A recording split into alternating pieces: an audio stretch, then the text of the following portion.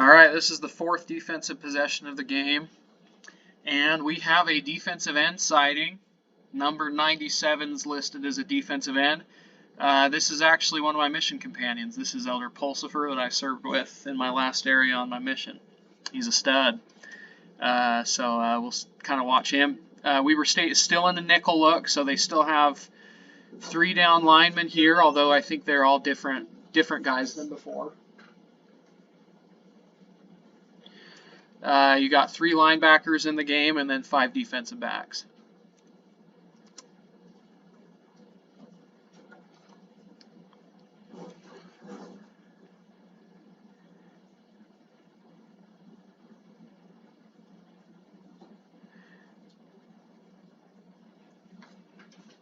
So one thing that I see a lot from these J Hill defenses is this safety, this is your strong safety. He's playing up close to the line of scrimmage quite a bit. I haven't been watching him close enough yet to see if he's playing man-to-man on someone like a tight end, or if he's like taking one of the underneath, like a robber zone or something like that, which is a underneath zone. And then it looks like they've got a free safety back deep who you kind of see at the end of this play come up and make a tackle. Although you saw number 9 who kind of dropped back. He started close to the line and drops back.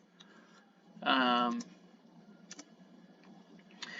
here, one thing I noticed, Camden Garrett is backing up off the line, and by his body alignment, you can see that he's facing inward.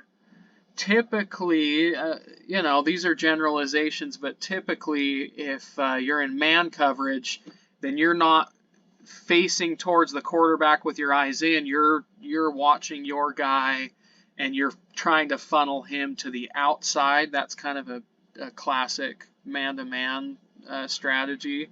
So it looks to me like we're seeing more of a zone coverage here.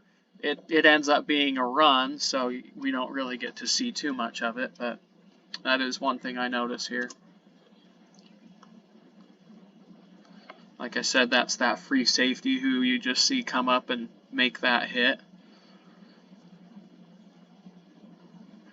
To me, who BYU plays at safety depends a lot on what type of coverage is and what J Hill expects out of his safeties. I think Micah Harper is a starter no matter what. He's a stud. We're going to see him on the field at that strong safety spot. Who starts at free safety, I think, is a really interesting thing to watch, and I think it'll tell you a lot about what J Hill values in his safeties. If we see a guy like Talon Alfrey starting at free safety, to me that tells me that J Hill he values guys who will come up and tackle really well. He values that in his safeties a lot. If you see, and now I'm forgetting his name. He wears number 12 for BYU. You all probably know who I'm talking about.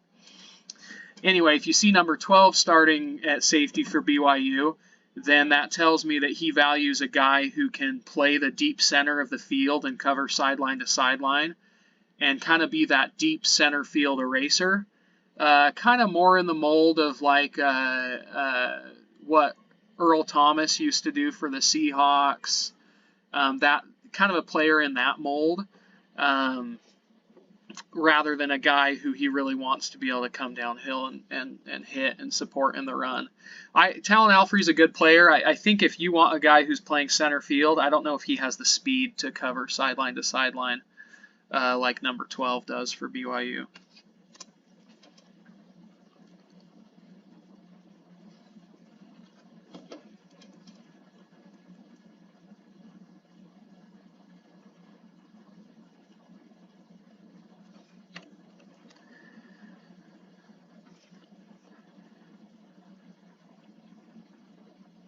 So it's not really that you see a blitz there from the linebackers, but it seems like all 3 of those linebackers recognized a run pretty quickly, so they were all up in there. 15 is a guy that's interesting to watch just because they do a lot of different things with him On that last play, he was lined up as an off-ball linebacker. You'll also see him like right here, kind of lined up on the ball, stand-up edge, sort of right here. He's rushing the passer. So it'll be interesting who's going to play that role on BYU's team. Who's going to play that number 15 role? Kind of a hybrid defensive end, edge, linebacker.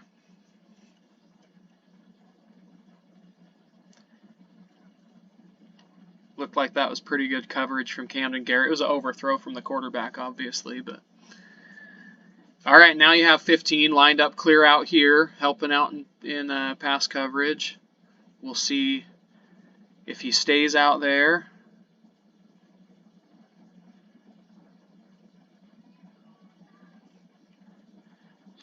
And that's a great play from number 54 there, holding the edge. Holds it, holds it, holds it. They just string him out, string him out. Number 97, that's my old mission companion, does the same thing. They just string that run play out. Utah State really wanted to get to the outside there, and they just played it patiently. Strung it out, strung it out, strung it out, made him cut back, and then you see the defensive tackle here just keeps sliding over and makes a nice play.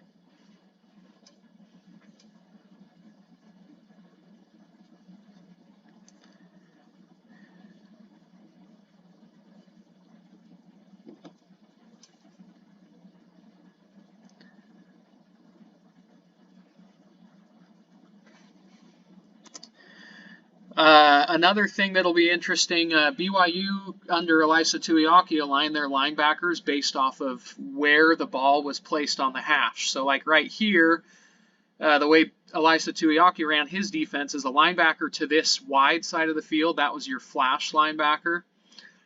The way, from what I understand from some interviews I've heard with Ben Bywater, BYU will align their linebackers more based off of where the tight end is. And so you see number 54 here seems to kind of be following the tight end.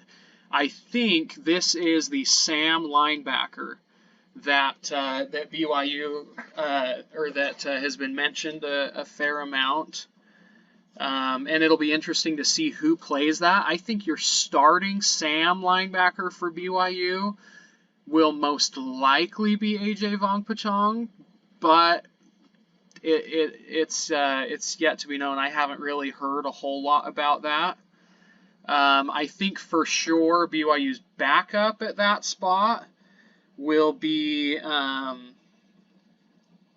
and now I'm forgetting his name too. I'm forgetting all sorts of names today.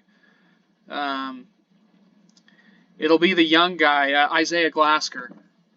They've said multiple times that during spring Isaiah Glasker was playing the Sam position, where with his height and length he'll be really good at covering tight ends.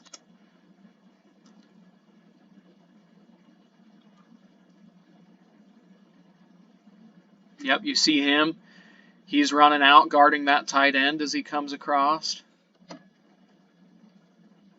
Man, Eddie Hecker just runs the route for that guy there. Look. Eddie Hecker lined up here. Oh, that's not Heckard. That's number 3. That's their nickelback. I thought that was Heckard. Either way, great coverage from that kid. The free safety was right there too. All right, another good defensive possession for Weber State. So far, Utah State has 1 touchdown, and it was on a kickoff return. Weber State is really handling them defensively.